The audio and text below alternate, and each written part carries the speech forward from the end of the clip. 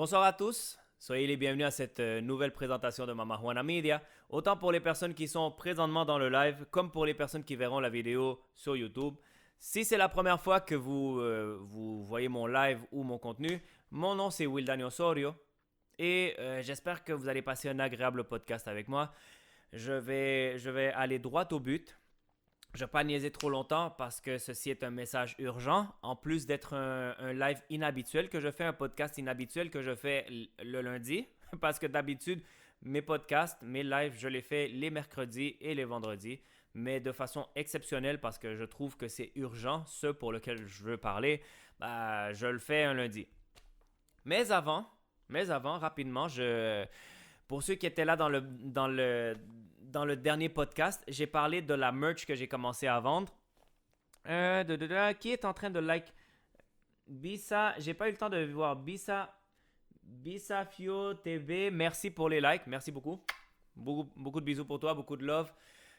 Donc, comme je disais dans le podcast précédent, dans le live précédent, parce que oui, ce message, probablement, je vais le prioriser sur l'ordre que j'ai déjà de publication de mon contenu. J'avais parlé de la merch que j'ai, qui sont les t-shirts comme celui-ci.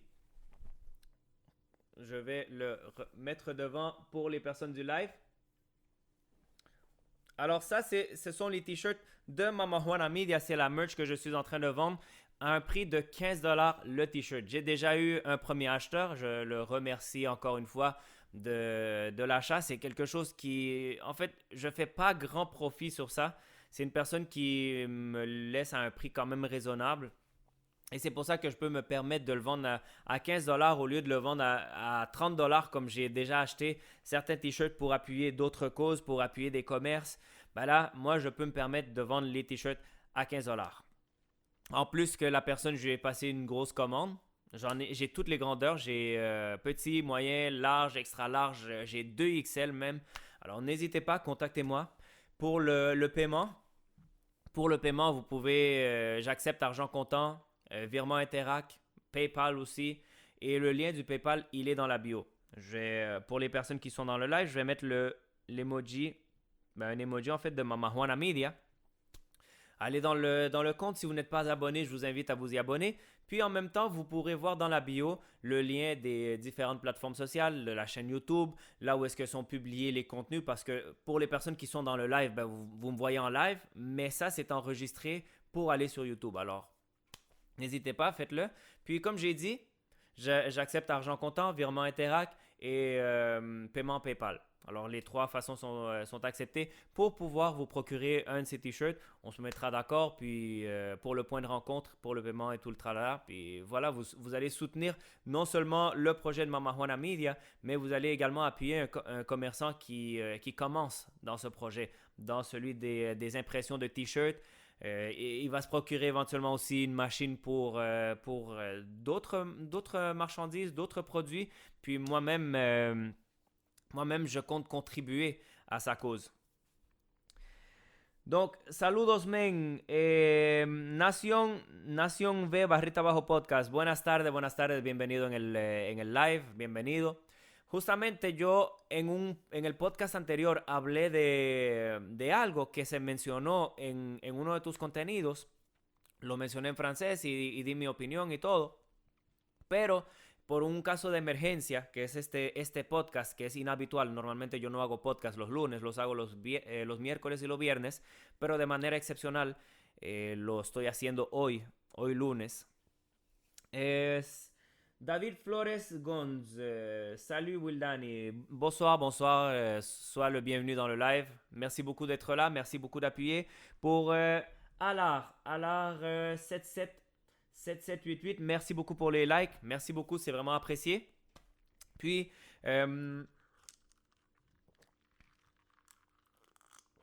pardon. Là que j'ai parlé de la merch, j'ai parlé de ce que je vends maintenant, parce que je l'avais annoncé, la merch, les t-shirts, je vais le remontrer encore une fois avant de commencer. Voici les t-shirts que je vends de Mama Juana Media pour un prix de 15$. Contactez-moi, puis on va s'arranger pour le paiement.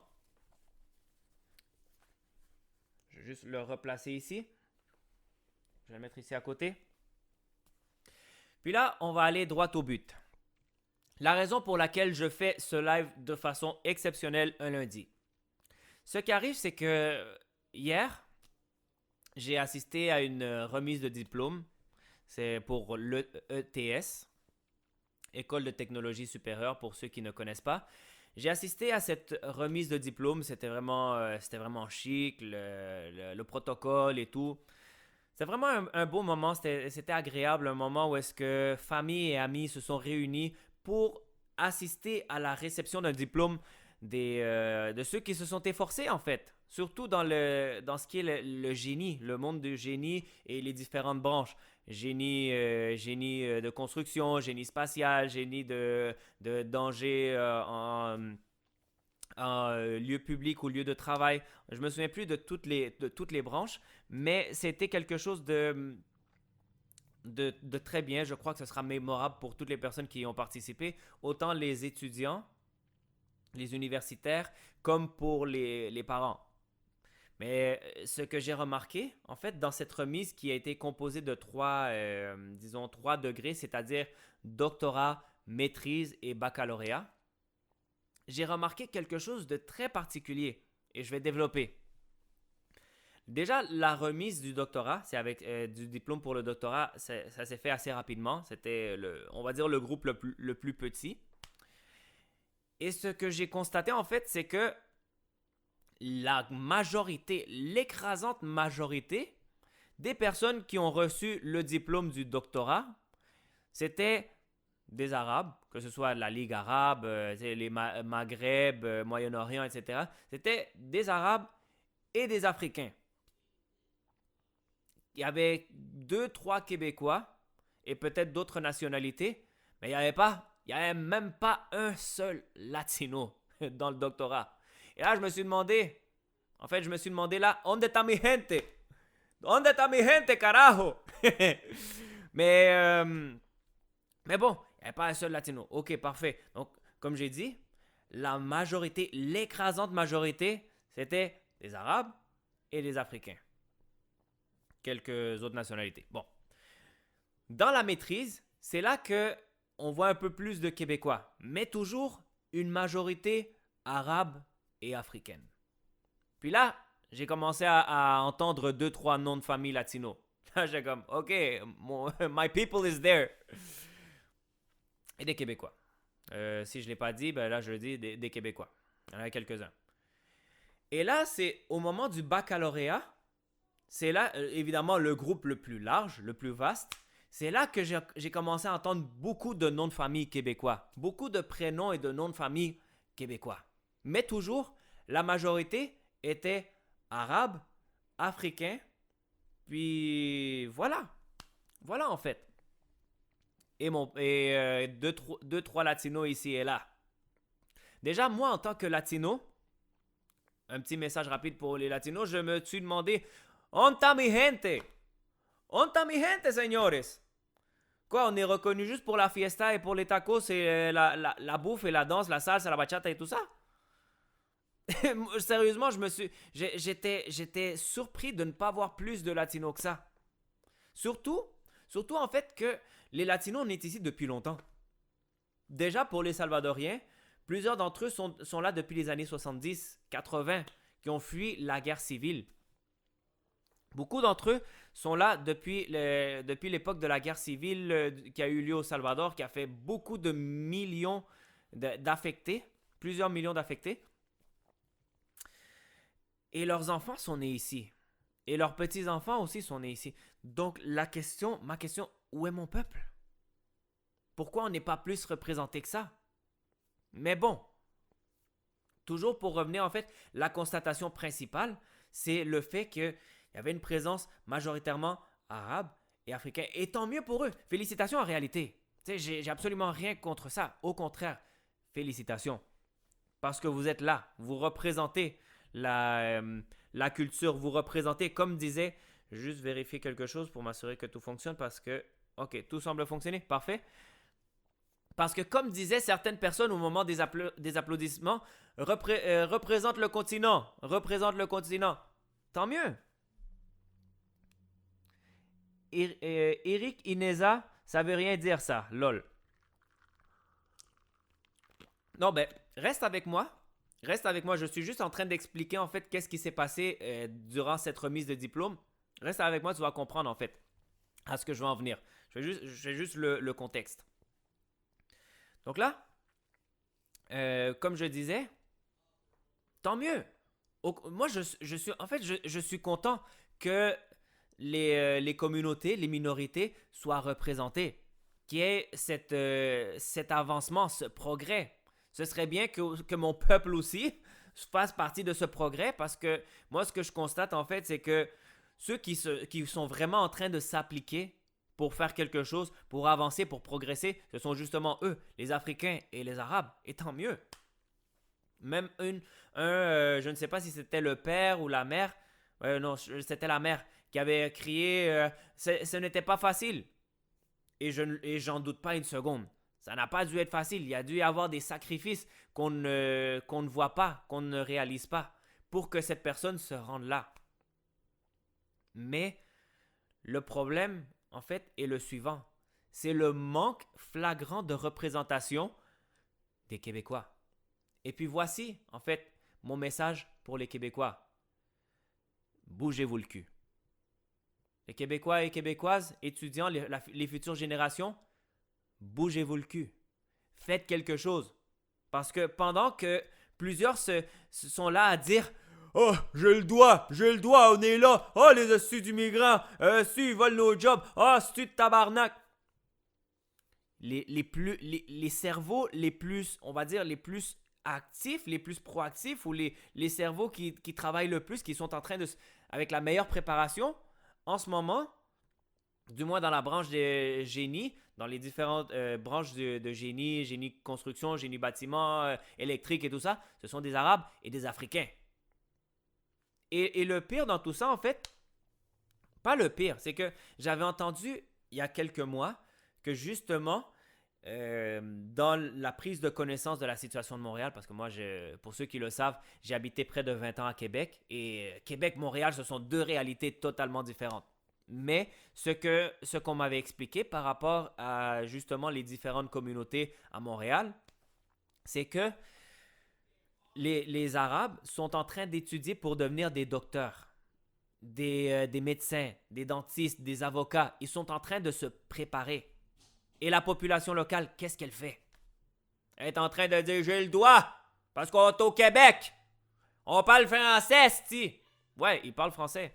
Ils sont en train de se préparer pour être nos futurs docteurs, pour être nos futurs médecins, pour être nos futurs génies. Et pourtant, les Québécois ne sont pas moins intelligents que les Arabes et que les Africains. Ils ne sont pas moins intelligents que les Italiens ou les autres nationalités représentées, ou même les Latinos, les quelques Latinos qui ont été là, mes amis, sérieux. Je me dis, quête, on aurait dû être plus représentés que ça, les Latinos. Est-ce qu'on était en train de faire la fiesta ou quoi? Est-ce qu'on est en train de faire la fiesta ou on est en train d'ouvrir des commerces ben, tu sais, des restaurants et tout le tralala? On est juste bon pour ça, nous? On n'est pas assez bon pour être des génies? On n'est pas moins intelligent que les autres communautés. Mais dans le cas des Québécois, mesdames et messieurs, dans le cas des Québécois, c'est grave. Les gens ne s'en rendent pas compte. Tu jases de quoi avec ton fou setup? En fait, si tu ne le sais pas déjà, si c'est la première fois que tu es dans le live, sois le bienvenu. De quoi je jase? En fait, je fais des podcasts. Je fais des podcasts et même je vais t'envoyer un petit emoji du compte en question, Mama Juana Media. Alors voilà, je viens de mettre l'emoji. Donc je fais des podcasts, mais en même temps que je fais le podcast, j'enregistre pour YouTube. Parce que oui, c'est ça le fou setup. Le micro, j'ai une caméra qui est là. D'habitude, cette caméra, elle est installée à côté de la caméra. Mais pour l'occasion, je l'ai placée là. Puis c'est ça. Et si jamais tu vas sur la bio de Mama Juana Media, tu vas voir sur YouTube, le lien YouTube, tu vas voir en fait c'est quoi le setup en question. Tu vas voir de quoi je peux parler, les différents sujets et tout. Alors là, pour revenir au point, c'est que je parlais de ça. Je parlais de cette situation avec un Québécois un de mes collègues de travail québécois. Puis il semblait pas réaliser en fait la gravité de ce fait ou ce que ça peut, à quel point ça peut être révélateur en fait. Yo, je suis en mode sangria aujourd'hui, by the way. Je suis en mode sangria parce que j'ai eu chaud et je voulais me rafraîchir. D'habitude, je bois du rhum, là je suis en mode sangria. Tout ce que je suis en train de voir, tout ce que je suis en train de constater depuis que j'habite Montréal, c'est que c'est ce qui me mène à ce type de réflexion. C'est ce qui me mène à voir qu'est-ce qui risque d'arriver dans le futur. Et les gens ne s'en rendent probablement pas compte. Le fait aussi que j'ai habité près de 20 ans à Québec, que j'ai vécu entouré de Québécois, me donne un avantage de connaître la culture québécoise. Me donne l'avantage de savoir quelles sont les valeurs québécoises, quelle est la façon de penser des Québécois. Que si j'avais vécu toute ma vie à Montréal, probablement je ne les connaîtrais peu ou pas. Pour être honnête, je les connaîtrais peu ou pas. Parce qu'il y a justement une grande diversité culturelle ici. Eric Ineza, dépend de l'individu s'il veut s'intégrer ou pas. Tout à fait, tout à fait. Mais n'empêche que vivre à Montréal, ça te permet de connaître plusieurs cultures. Ça te permet de connaître plusieurs cultures, mais ça n'empêche ou ça ne permet pas forcément de connaître la culture québécoise pour les raisons évidentes. Pour revenir au fait, c'est que il y a un problème social avec les Québécois, pas avec les immigrants. Parce que eux, ils vivent leur vie, ils font ce qu'ils ont à faire et tout le tralala. Mais il y a un problème à l'interne de la culture locale, la culture québécoise, celle qui était là avant même nous, les immigrants et fils d'immigrants. Et c'est le fait qu'ils ne se reproduisent plus assez. Je l'ai déjà dit dans des podcasts précédents, ils ne se reproduisent plus assez pour assurer leur propre continuité. Encore avant de partir, j'étais en train d'écouter une histoire, un truc là, comme de quoi ils veulent qu'au Canada, il y ait 100 millions d'habitants, dont des immigrants, d'ici 2100, si j'ai bien compris la nouvelle, parce que je suis parti rapidement, mais j'ai entendu le 100 millions d'ici 2100, et que le gouvernement québécois, il est inquiet parce que ce serait une entrée d'immigrants beaucoup trop rapide pour que le Québec puisse le digérer, puisse l'absorber et tout. Mais le problème, c'est que, comme j'ai dit, les Québécois ne se reproduisent pas assez. Donc, il y a un manque de main-d'œuvre, il y a un manque de savoir, il manque de cerveau, il manque de relève générationnelle. Et où est-ce qu'il faut chercher cette relève générationnelle? Malheureusement pour eux, malheureusement pour les Québécois, chez les immigrants. J'ai vraiment eu chaud aujourd'hui. Alors, le fait est que les Québécois, ils ont oublié leur histoire.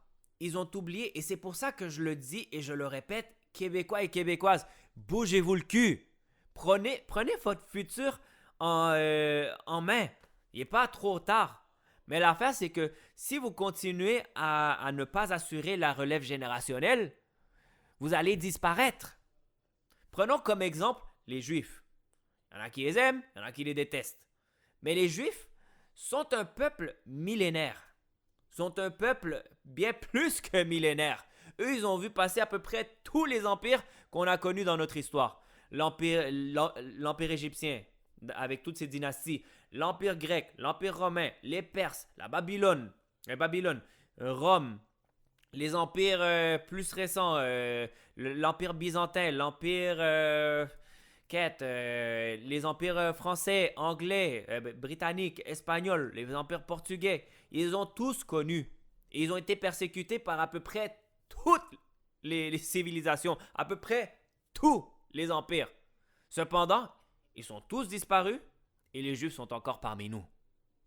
Un peuple millénaire qui a été persécuté, que leur temple a été détruit 2 fois, le premier et le deuxième temple, dans la terre d'Israël à l'époque, c'est l'histoire. Donc, ils ont été persécutés, ils ont été forcés à se convertir au catholicisme, à d'autres religions. Et malgré toute cette persécution, ils sont encore là.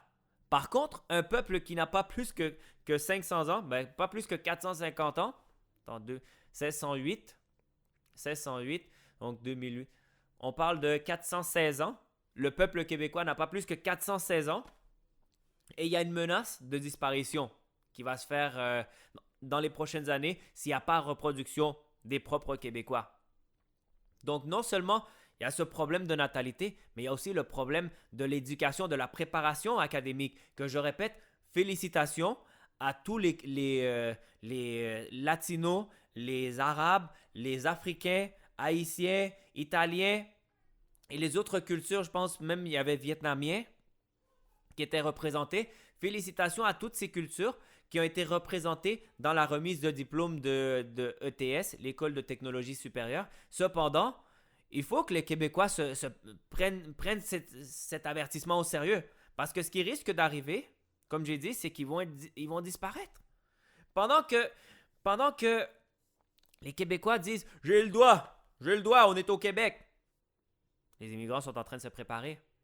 Et ils ne sont pas en train de se préparer pour être en dessous de vous. Ils sont en train de se préparer pour devenir vos boss. Les Québécois, ils sont en train de se préparer pour être vos boss. Votre boss, probablement, dans un futur, ce sera un Mohamed, un Khalil, un Jawad, un Meriem.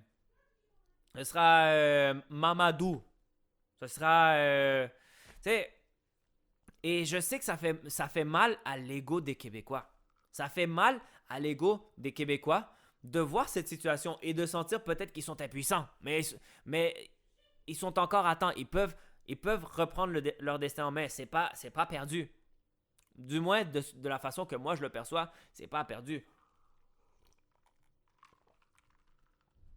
C'est bien de se faire plaisir, d'avoir des luxes, de voyager, des ci et des ça. Mais ça, c'est pas assez. En fait, c'est pas ça que ça prend dans la vie. Il faut que vous soyez capable d'assurer votre continuité. Parce que si vous ne l'assurez pas, je l'ai dit, vous disparaîtrez. Pour moi, en tant que fils d'immigrant, je ne serais même pas supposé de faire ça. Soyons honnêtes, là, moi, je ne serais même pas supposé. Et ce serait facile pour moi, en tant que fils d'immigrant, parce que moi, j'ai zéro sang québécois. Moi, je suis moitié salvadorien, moitié dominicain. Je suis trilingue, je parle espagnol, anglais, français. Moi, ce serait facile de prendre la position de c'est pas ma culture, c'est pas mon identité, ce sont pas mes valeurs, je m'en contrebats triplement les couilles. I don't give a shit. Et s'ils vont disparaître, ils disparaîtront et puis that's it. Ce serait facile pour moi de prendre cette position. Mais je suis né ici, j'ai grandi ici, je connais l'histoire du Québec, peut-être pas au complet, mais je la connais assez pour dire aux Québécois et aux Québécoises que sincèrement, à la rigueur, vous faites honte à vos ancêtres. Parce que si aujourd'hui, vous parlez français, c'est parce que vos ancêtres se sont battus pour que vous le parliez. Parce que vous alliez le perdre. Vous alliez perdre votre français. Noémie Aedo, te envío una rosa. Merci beaucoup pour le cadeau. C'est vraiment apprécié. Solo pasaba para saludarte, querido Will. Gracias, de verdad, muy apreciado. Otra vez, un besote para ti. Et comme je disais, mesdames et messieurs, moi, je pourrais prendre cette position, mais j'ai grandi ici, je connais l'histoire. Et vraiment, là, honte à vous. À la limite, honte à vous, les Québécois, de vos ancêtres se sont battus. Je répète, c'est grâce à eux qu'aujourd'hui, vous parlez le français. C'est grâce à eux. Sinon, aujourd'hui, vous seriez en train de parler anglais. Aujourd'hui, je serais en train de faire mon podcast en anglais. Et honnêtement, je pourrais le faire en anglais. That's the worst part of it. I could do my podcast in English. Because, as I said, I speak 3 languages. I speak Spanish, English, French. And I would have no problem on doing my podcast in English. I know my English is far from perfect. But I have a decent pronunciation. I have a decent accent. I think that I could allow myself to do my podcast at 100% English and Spanish. I could do it, no problem. But I'm sacrificing views. I'm sacrificing comments. I'm sacrificing maybe money that I could earn, that I could get by doing content in French. I am maybe losing or sacrificing these views, these comments, that visibility that I could have if I was doing content in English. But I'm doing it in French. So, whatever. Alors, pour le contenu en français, en fait, je suis en train de sacrifier des vues, je suis en train de sacrifier des commentaires, de l'argent que je pourrais probablement percevoir. Je pourrais m'en battre les couilles.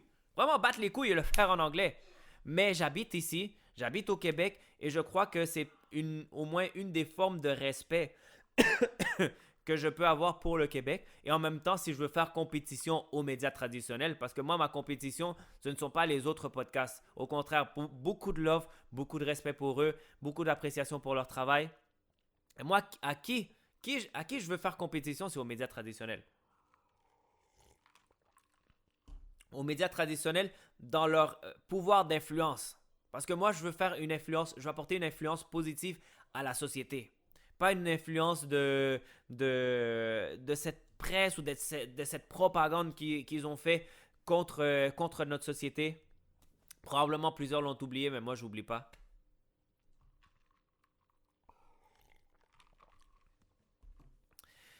Et c'est ça qui est ça. Québécois et Québécoises, réveillez-vous. C'est pas moi qui devrais vous dire ça. Ça devrait être un autre Québécois qui devrait vous le dire. Mais c'est moi, le fils d'immigrant, qui vous le dit. Si vous ne vous bottez pas le cul à vous préparer académiquement et à avoir des enfants, mesdames et messieurs, vous allez disparaître. Vous allez disparaître. Et ce serait dommage, parce que ce serait 400 ans d'histoire. 400 ans d'histoire qui risquent de disparaître avec le temps. Moi, j'ai rien. J'ai rien contre les nationalités qui ont été le plus représentées. Au contraire, félicitations. Cependant, pour cette réalité sociale, que probablement plusieurs méconnaissent ou ils s'en foutent, ils s'en battent les couilles, il y a une société qui est en train de perdre son impact, est en train de perdre sa force, la culture québécoise. Mais bon, je répète, pour moi, ce serait facile de prendre cette position de je m'en bats les couilles. Et réellement là, il n'y a rien qui me retient. Moi, je suis ici. Bon, il n'y a rien qui me retient. Pardon, je reviens sur mes mots. Si moi, je voulais quitter le Québec, si moi, je voulais m'installer, en matière de préparation, en matière de connaissances, il n'y a rien qui me retient. Oui, j'ai ma copine et tout. Ça, c'est. En fait, il y a ça qui pourrait me retenir un peu. Mais en ce qui traite des portes que j'aurais d'ouvertes à l'étranger, il n'y a rien qui me retient. Je pourrais partir demain matin si je veux, là. Ce serait risqué. Je ne vais pas m'en cacher. Mais je pourrais partir demain matin et je pourrais faire une nouvelle vie. Moi, j'ai ma citoyenneté salvadorienne. Pour ceux qui ne le savent pas, j'ai ma citoyenneté salvadorienne. Et pour moi, obtenir la citoyenneté dominicaine, elle serait très facile à obtenir. Ce ne serait pas si compliqué que ça. Donc moi, je peux partir. Le problème, c'est que les Québécois, si eux, ils décident de quitter, pour eux, c'est plus difficile. Pour différentes raisons. Sociales, linguistiques et tout le tralala. Alors, c'était ça le message que je voulais transmettre aux Québécois et Québécoises. Bottez-vous le cul. Prenez votre futur en tant que société québécoise en main. Parce que ce qui va arriver, même si ça va faire mal à votre ego, mais c'est que vous allez finir par être les employés des immigrants. Les immigrants vont être vos boss dans le futur. Moi, je sais que les Latinos, là, les Latinos, de ce que je peux voir, ce qui risque d'arriver avec mon peuple, avec mes compatriotes, c'est qu'ils vont travailler pour les Arabes et pour les Africains. Eux, ils vont être contents, ils vont travailler avec d'autres immigrants. Mais je sais que pour les Québécois, ça va faire mal à leur ego. Pourquoi? Parce qu'on est au Québec, c'est on parle français. On est au Québec, câlisse. Ben alors, assurez-vous d'avoir une continuité en tant que société québécoise. Parce que sinon, ce qui risque d'arriver, c'est que vous serez une minorité dans votre propre territoire. Vous risquez de devenir une minorité dans votre propre province. Déjà, vous êtes une minorité au Canada. Une minorité francophone et tout, la nation et tout. Mais vous restez une minorité au sein du Canada. Mais là, ce serait encore plus triste, ce serait plus décevant que vous deveniez une minorité dans votre propre province, dans laquelle vos ancêtres se sont battus pour que vous ayez encore l'identité québécoise, pour que vous ayez encore le français.